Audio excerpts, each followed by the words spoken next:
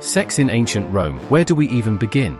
Should we start with the bacchanalian feasts, where wine flowed as freely as the loose morals of the aristocrats? Or perhaps the public baths, where the boundaries between public and private, sacred and profane, were as murky as the water itself? Sex in Rome was more than just an act.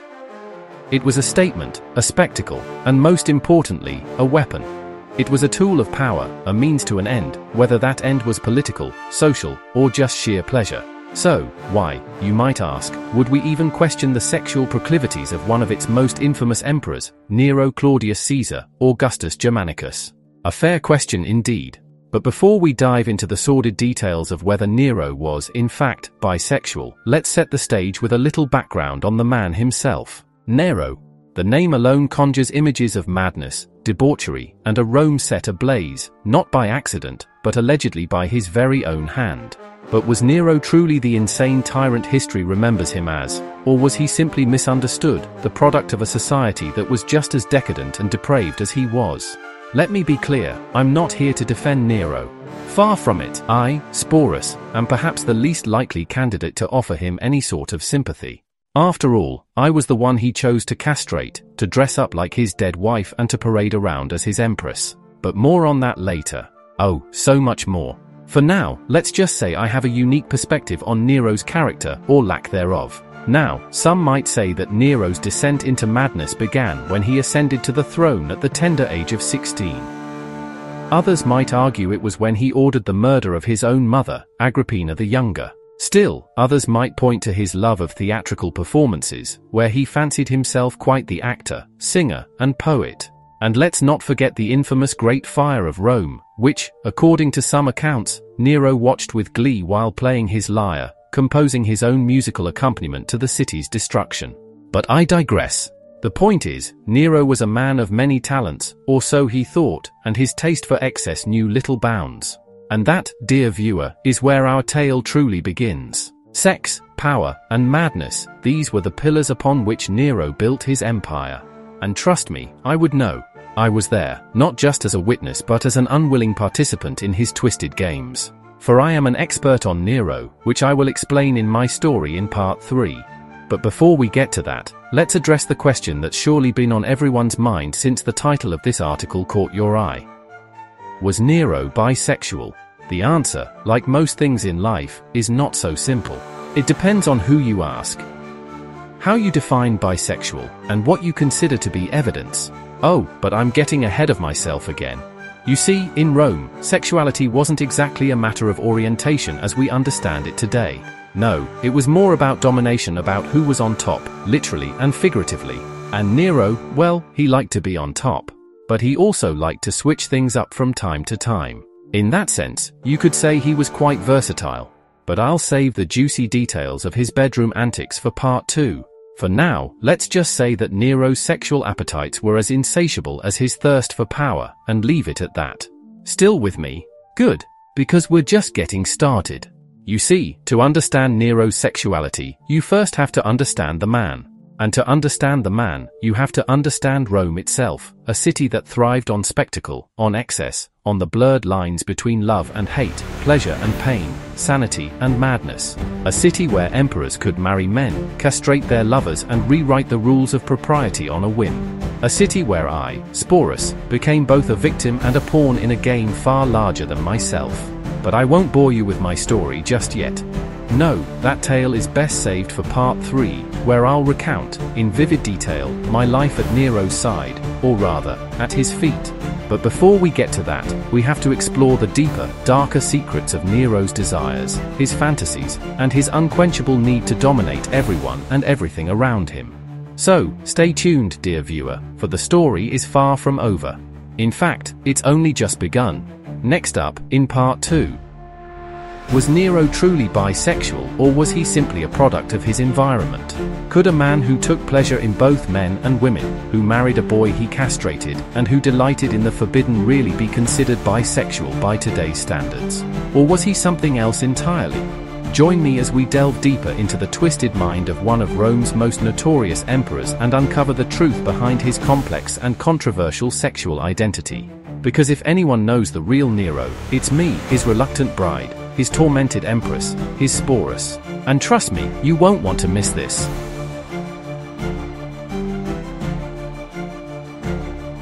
So, was Nero bisexual? It's a question that has sparked endless debate among historians, scholars, and your local pub trivia buffs. Some say yes, others say no. Personally, I think it's a bit more complicated than that. You see, in ancient Rome, sex wasn't just about who you bedded. Outside of love, it was about who you could control. It was about power, and Nero wielded that power like a gladiator wielding a sword. But perhaps I'm getting ahead of myself. Let's break it down, shall we? Nero's tastes were, shall we say, eclectic.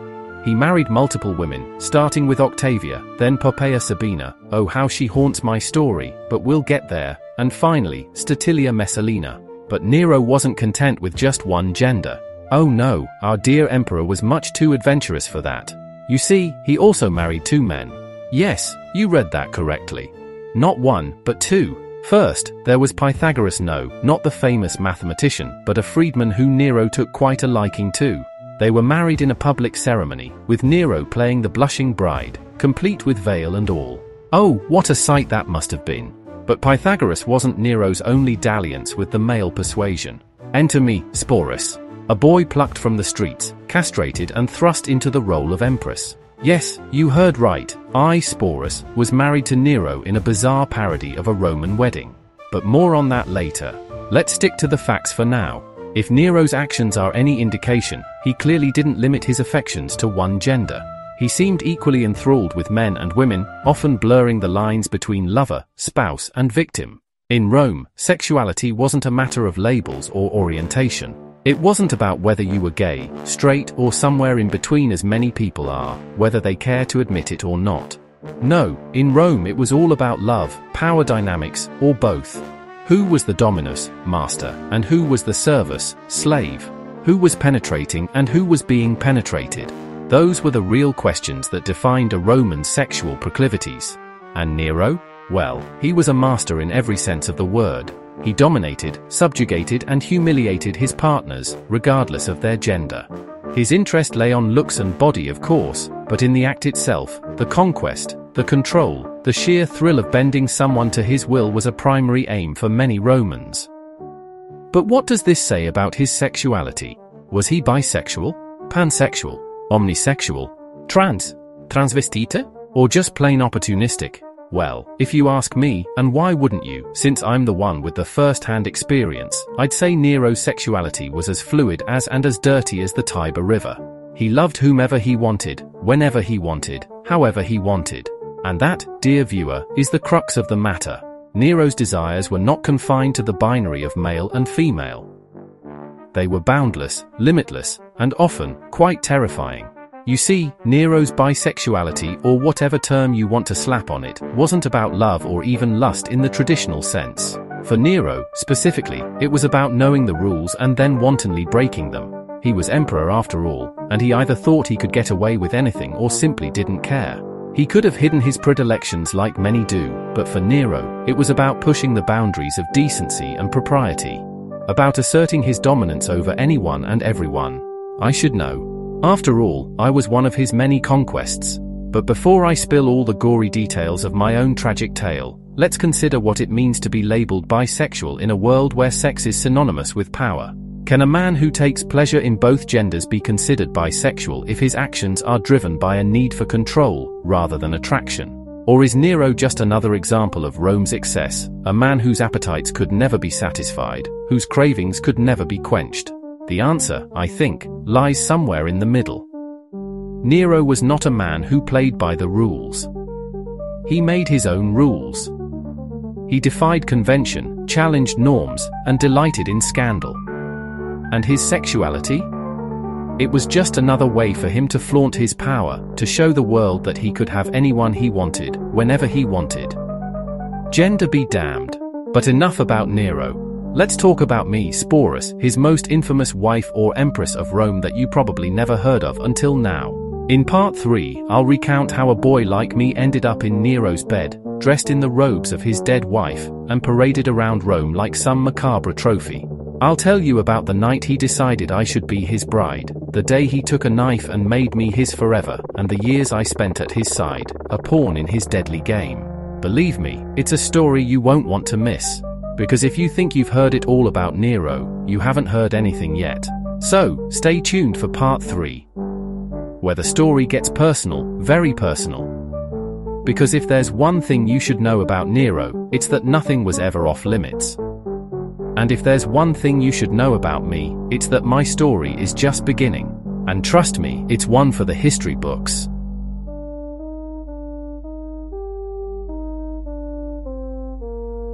Part 3. Where things get interesting, personal, and dare I say it, downright twisted. I've teased you enough with the promise of my story, and now it's time to deliver.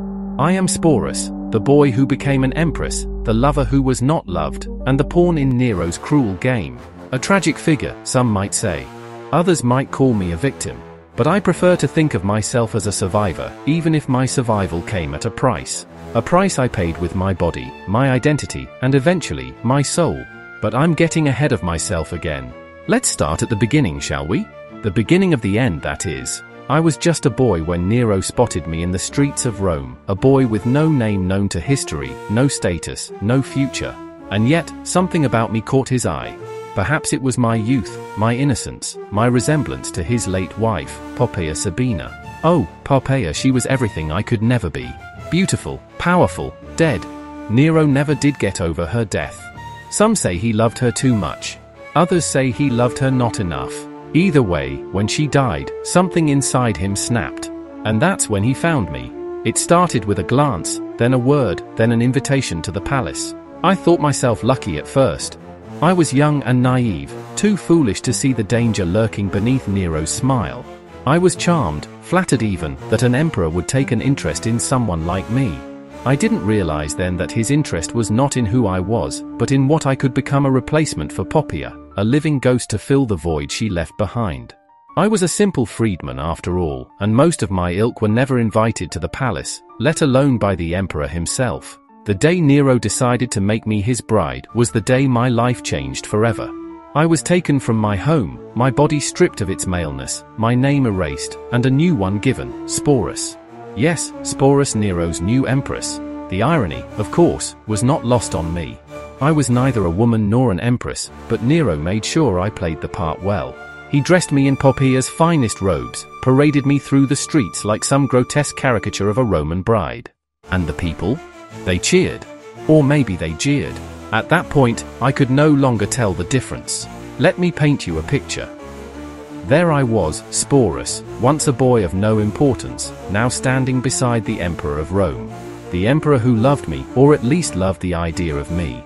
He would whisper sweet nothings in my ear, call me his little Poppaea, as if I could ever be her. As if I wanted to be her. But Nero didn't care about what I wanted. He cared about what he wanted. And what he wanted was a substitute, a replacement for the wife he lost. And so, I became that replacement, willing or not. The nights were the worst. Oh, the nights! When the world was asleep, and I was left alone with Nero's desires, his twisted fantasies, his unending need to possess. He would pull me close, call me his wife, his love, his Poppaea. He would make me perform for him, act out his darkest dreams, his cruelest games. And I learned to play along, to smile through the pain, to pretend I was someone I was not. For what choice did I have? Refusal meant death. Compliance meant survival. And so, I chose to survive. By this point, I hope I've fully explained my lot in life. And one might naturally ask, why did I put up with it? Like bondage of any type, one can flee, fight back, or survive another day. I initially chose the latter. I couldn't fight Rome after all, and Nero, as emperor, was Rome incarnate. Now, some might call me weak for not standing up to him, for not fighting back. But to them, I say this. You weren't there. You didn't see the madness in his eyes, the fury in his voice, the way he would look at me like I was both his salvation and his damnation. To defy Nero was to invite destruction, not just of the body, but of the soul. And I, Sporus, was not ready to die.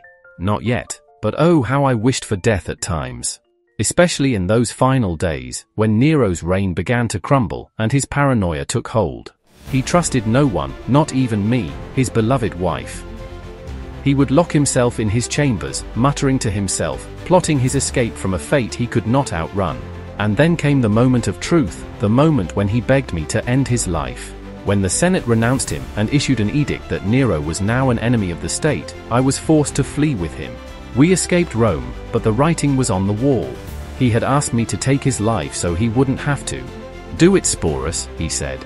"Save me from this fate worse than death." And I refused. I had seen enough blood, enough pain, enough death. I would not be the one to give him that release. And so, he did it himself, plunging a dagger into his own throat, leaving me to watch as the life drained from his eyes. But my story didn't end there. Oh no, far from it. After Nero's death, I was passed from one emperor to the next, each one finding new ways to torment me, to make me pay for the sins of a man I had never truly loved. Otho treated me like a curiosity, a relic of Nero's madness. But it was Vitellius who was the cruelest of them all. He ordered me to perform in a gladiatorial reenactment of the rape of Proserpina. A sick twist of fate, considering it was the very ring I gifted to Nero. A symbolic representation of how Nero had treated me. For Nero depicted that very myth. And so, I did as I was told. I played my part, just as I had done with Nero, just as I had done my whole life. I was Sporus, a name not even my own, a life not even mine, a puppet in a play I never asked to be a part of. In ancient Latin, Sporus meant seed, referring to me as Nero's seed or the container for it. A cruel joke that hasn't ended. My real name has been lost to history, and Sporus is all history knows of me. And now, as I look back on it all, I can't help but wonder. For now, all you need to know is this: I, Sporus, survived Nero. I survived Rome. And I live to tell the tale. But at what cost? The end, or is it? As I look back on my life, I realize that it is not just a tale of tragedy, survival, or even defiance. My story, like so many others in the annals of history, serves as a stark reminder of what happens when power is unchecked, when freedom is stripped away, and when equality is a mere illusion. Under Nero, I was forced into a role I did not choose, my body mutilated, my identity erased, my will subjugated to his madness. And yet, here I stand, a voice from the past with a message for the future. Having been ridiculed for years, I finally took my own life. I had had enough. If there is anything my life has taught me, it is the profound importance of equality, freedom, and democracy. These are not just lofty ideals or abstract concepts. They are the very foundations of a just and humane society. Without them, we risk repeating the mistakes of the past, of allowing the powerful to oppress the weak, of permitting cruelty to masquerade as order, and of letting tyranny flourish in the guise of governance. A lesson as old as time and as prescient now as it was in ancient Rome. Bear that in mind when you vote in your elections. The man who speaks loudest wants the most attention, and the man who wields power solely for his own gain knows neither the importance of liberty, freedom, and democracy. I could name a few who are running for office around the globe right now. They must be stopped. You don't want to end up like me, do you? Thank you for watching and joining me on this journey through history. Our channel, known as the Renaissance Spirit, is committed to the pursuit of a more just, equitable, and compassionate world. We believe that each of us has a role to play in addressing the challenges we face today. Whether it's through understanding our shared history, engaging in thoughtful discourse, or taking action in our communities, we all need to be part of the solution. Our videos explore a wide range of topics: news, analysis, history, politics, religion, personal growth, society, culture, social and environmental justice, and many more areas within the liberal arts and sciences. Ancient Rome and the Roman Empire serve as particularly powerful comparisons to the modern world, highlighting both how far we've come and how far we still have to go. Take the quiz to see if you're a true Renaissance spirit and learn more about Nero from his point of view in his own narrative video. Take the quiz to see if you're a true Renaissance spirit and learn more about Nero from his point of view in his own narrative video. Take the quiz to see if you're a true Renaissance spirit and learn more about Nero from his point of view in his own narrative video. Take the quiz to see if you're a true Renaissance spirit and learn more about Nero from his point of view in his own narrative video. Take the quiz to see if you're a true Renaissance spirit and learn more about Nero from his point of view in his own narrative video. These topics are perfect for the true modern and egalitarian polymath. A person with an open mind and an insatiable thirst for truth in all its forms and disciplines. Together, we embark on a journey through knowledge, reason, and time. The Renaissance was a golden age of learning, a revival of knowledge both lost to time and yet to be discovered. It gave birth to the Enlightenment and the Age of Reason, championing humanism and the pursuit of truth. Embracing knowledge, understanding, and compassion for humanity and our shared history opens up the world to each of us, enhancing our stewardship of the earth and our relationships with one another. To live the Renaissance spirit means to engage with history not as a distant past, but as a living dialogue, constantly informing and enriching our present. Hence my address to you today. The Renaissance spirit also serves as a reminder of our dialogue with the future, with our descendants and the legacy we leave behind.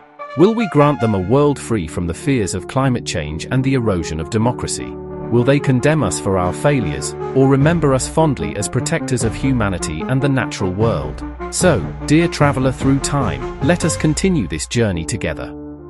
Let us find inspiration in the stories of those who came before us and those who will come after, forging a future guided by equality, wisdom, and compassion. Vive Renaissance Spiritus! Remember, history has not died, it lives on in our understanding and in our actions. Let's keep that spirit alive. Please subscribe, turn on notifications, and share this journey with others. Together, we can explore and experience life in the footsteps of the true masters of the Renaissance and free thinkers throughout history, and perhaps, just perhaps, make a little history of our own. Before you go, a song about my life. I hope you enjoy. Born a freedman, yet in chains I find. Taken from life, my fate was redefined. Mutilated, stripped on my manhood's pride. Forced to wed, with Nero by my side. In his bed, his whims my body bore. Unwanted things behind closed doors. Yet from this lot, I did my best. A fragile piece in Nero's cruel chest. A life of agony, a life of grief.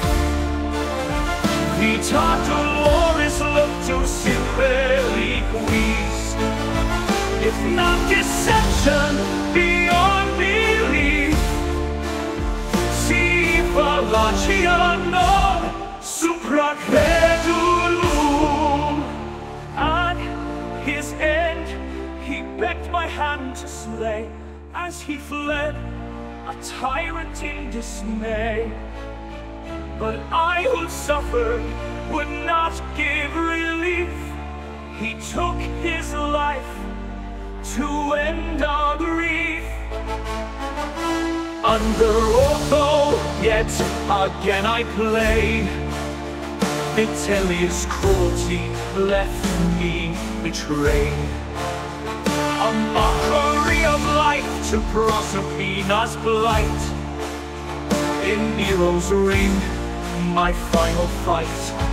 A life of agony, a life of grief. Pythagoras looked to sin reliquis. If not deception, beyond belief. Si fallacia non supra credulum. My name, my truth, lost to history.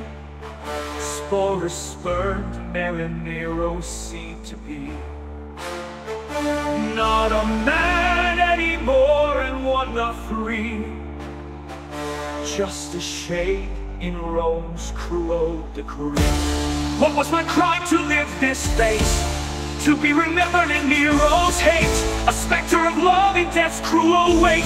For him ungrown, for me heartbreak. A life of agony, a life of grief. Pythagoras looked to sin reliquis. If not deception, beyond belief. Si Fallaciano, supra credulum. Sporus a name, not mine, but yours. My soul adrift on Rome's ancient shores. I lived and died in shadows deep, a tragic tale in Rome's cruel keep. Is this what it's like to be a slave?